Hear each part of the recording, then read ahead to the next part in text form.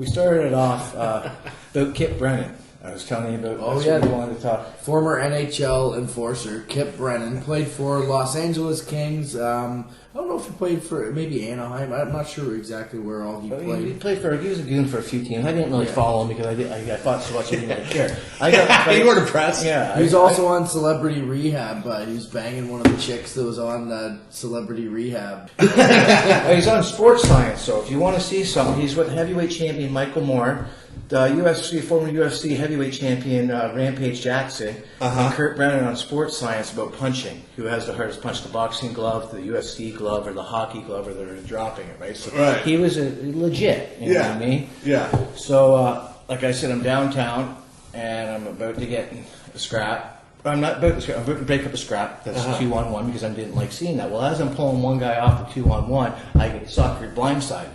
I turn, and it happens to be Kip Brennan.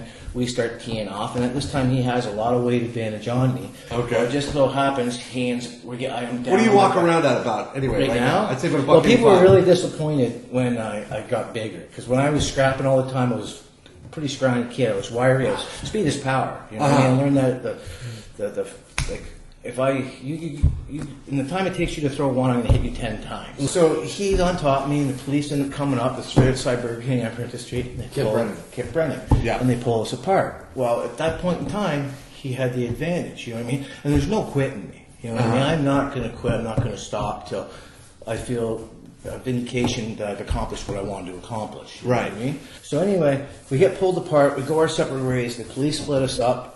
And I do a loop around the block or something, and I come back around, pizza. It just so happens, I'm by myself, completely by myself, and his back is to me, and I hear him jabbing to his buddies about how he just kicked the piss out of me. You know what I mean? And I am half this man's size. Yeah. So I said, okay. You know what I mean? I kind of come up behind him, and I just listened for a minute, and I give him a little tap on the shoulder.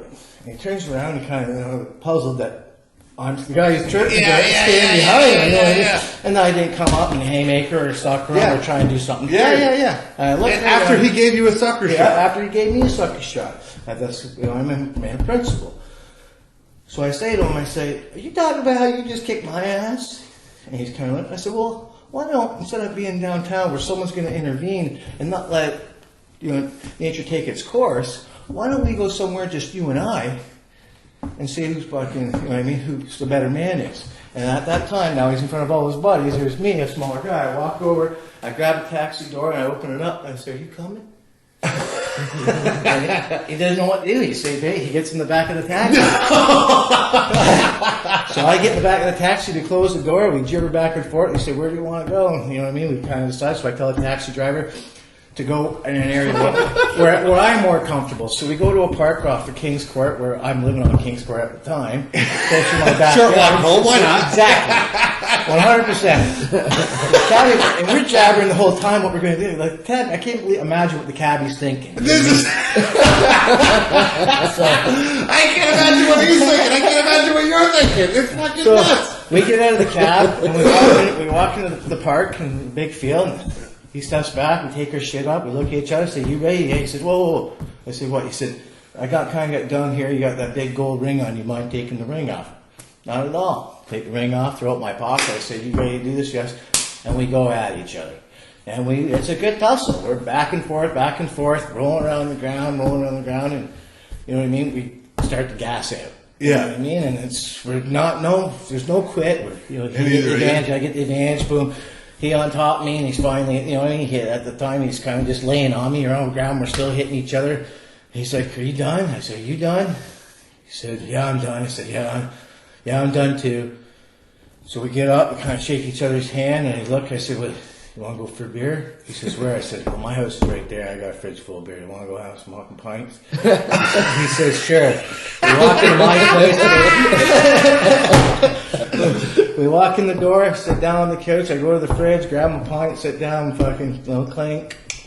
Just 2 lawyers. Wait, is he in the NHL while this is going Yeah, down? he's in the NHL. What a fucking maniac he is too. So he was To in agree the to show go- at the time. He was in the Yeah, he NHL? was in the show at the time. So he agrees to go fight this fucking guy in a park. Oh yeah, he's based an on animal. principle. He's an animal. He loves to scrap too. He likes to ban. And then you guys fight, and then I want to go across the street for a beer. What a fucking That's a story! legendary story. That is a legendary That's what they said story. when the police pulled up and they seen it, and they like I got a lot of props for that because I couldn't believe that I had the audacity to do something like that. You know, what I mean? Right. After, I didn't care. Like I said, I would fight anyone. My motto was anyone, anywhere, anytime. I like fighting more than fucking, and I fuck all the time.